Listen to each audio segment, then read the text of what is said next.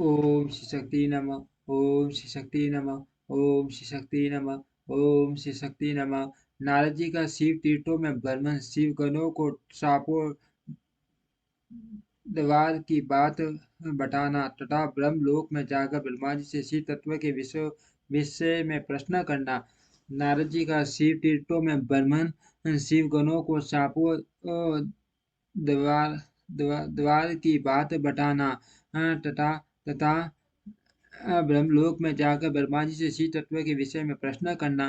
सूर्य जी कहते हैं, महर्षियों, भगवान श्री हरि के अंतर ध्यान हो जाने पर मुनि श्रेष्ठ नारद शिवलिंगों का भक्ति पूर्वक दर्शन करते हुए पृथ्वी पर विचरने लगे। ब्राह्मणों भूमंडल पर घूम फिर कर उन्होंने भोग और मोक्ष देने वाले बहुत से शिवलिंगों का प्रेम पूर्वक दर्शन किया। दिव्यदर्शी नारद जी भूतल के तीर्थों में विचर रहे थे और इस समय उनका चित्त शुद्ध शुद्ध है, ये जानकर वे दोनों शिवगण उनके पास गए। वे उनके दिए हुए उनके दिए हुए सांप से उद्धार की इच्छा रखकर वहां गए थे। उन्होंने आदर पूर्वक मुनि के दोनों पैर पकड़ लिए और मस्तक झुकाकर परिपाटी प्रणाम करके शीघ्र ही इस प्रकार का शिवगण बोले, ब्राह्मण, हम दोनों शिव के गण हैं। मुने, हमने ही आपका अपराध किया है। राजकुमारी श्रीमती के स्वयंवर में आपका चित्त माया से मोहित हो रहा था।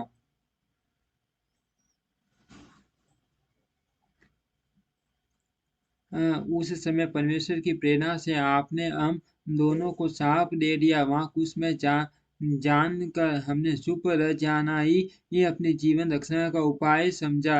इसमें किसी का दोष नहीं, हमें अपने कर्म का ही फल प्राप्त हुआ है। प्रभु, अब आप प्रसन्न होइए और हम दोनों पर अनुग्रह कीजिए।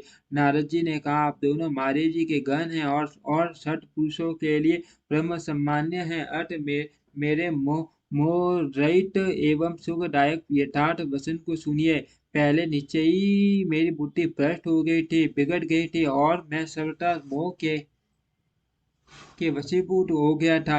इसीलिए आप दोनों को मैं शाप दे दिया। शिवगुणों में मैंने जो कुछ कहा वह वैसा ही होगा, तथापि मेरी बात सुनिए।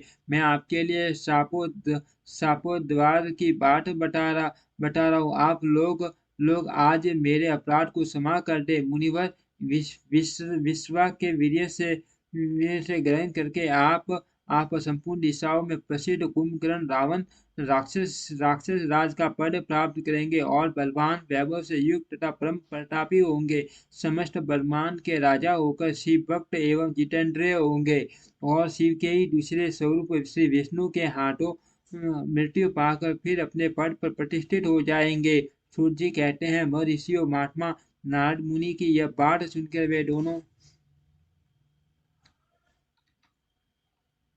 शिवगण प्रसन्न हो सानद अपने स्थान को लौट गए। श्री नारद जी भी अत्यंत आनंदित हो अन्य भाव से भगवान शिव का ध्यान तथा शिव तीर्थों का दर्शन करते हुए बारंबार भूमंडल में विचरने लगे। अंत में वे सबके ऊपर विराजमान शिव प्रिया काशीपुरी में गए, जो शिव स्वरूपिणी एवं शिव को सुख देने वाली काशीपुरी का दर्शन करके नारद जी कृतार्थ हो गए। उन्होंने भगवान काशीनाथ का दर्शन किया और परम प्रेम एवं परमानंद से युक्त हो उनकी पूजा की। काशी का सानंद सेवन करके वे मुनि श्रेष्ठ कर्तार्थता का अनुभव करने लगे और प्रेम से व्यर हो उसका नमन वंदन तथा स्मरण करते हुए ब्रह्मलोक को गए। निरंतर शिव का स्मरण करने से उनकी बुद्धि शुद्ध हो गई थी। वहां पहुंचकर शिव तत्व की विशेष रूप से ज्ञान प्राप्त करने की इच्छा से नारद जी ने वर्मा जी को भक्ति पूर्वक नमस्कार किया और नाना प्रकार के स्रोतों द्वारा उनकी स्तुति की।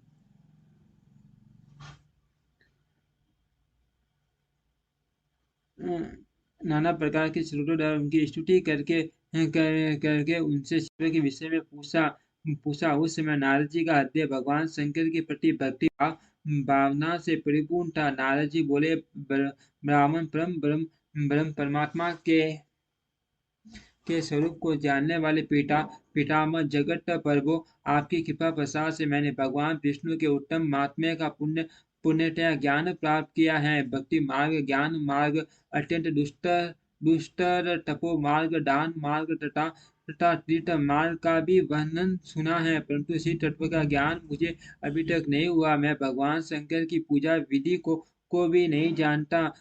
हठ पर्व आप कर्म से इन विषयों को तथा भगवान शिव के विविध चरित्रों को तथा उनके स्वरूप तत्व प्राकृत्य विवाह गृहस्थ्य धर्म सब मुझे बताइए। निष्पाप पितामह सब बातें तथा और भी जो आवश्यक बातें हो उन सबका आपको वर्णन करना चाहिए। प्रजानाथ शिव और शिवा के आविर्भाव एवं विवाह का प्रसंग विशेष रूप से कहिए तथा कार्तिकेय के जन्म की कथा भी सुनाइए सुनाइए। प्रभु पहले बहुत से लोगों से मैंने ये बातें सुनी है, किंतु तृप्त नहीं हो सका, इसीलिए आपकी शरण में आया हूँ। आप मुझ पर कृपा कीजिए। अपने पुत्र नारद की यह बात सुनकर लोग पितामह ब्रह्मा वहाँ इस प्रकार बोले।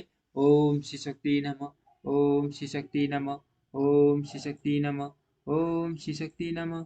ओम श्री शक्ति नमः।